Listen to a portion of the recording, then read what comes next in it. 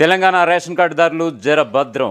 ఎందుకంటే మీ ration card మీ దగ్గరే ఉండాలంటే కనుక మీకు ఇస్తున్నటువంటి సన్నబియ్యం, ఎందుకంటే గత నెలలో ఏప్రిల్ నెల నుంచి ఇస్తున్నటువంటి ఆ సన్నబియ్యాన్ని మీరు అమ్ముకున్నట్లయితే నిర్దాక్షిణ్యంగా రేషన్ కార్డు అయితే కట్ చేయడానికి ప్రభుత్వం పూనుకుంటుంది.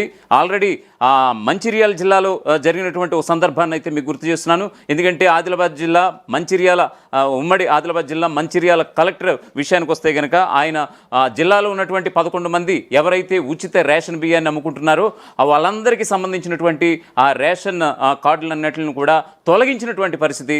సో ఇప్పుడు ఆ 11 మంది సభ్యులు కూడా ఇప్పుడు తెలంగాణ రేషన్ కార్డుని కోల్పోయినటువంటి సందర్భం అయితే కనిపిస్తోంది.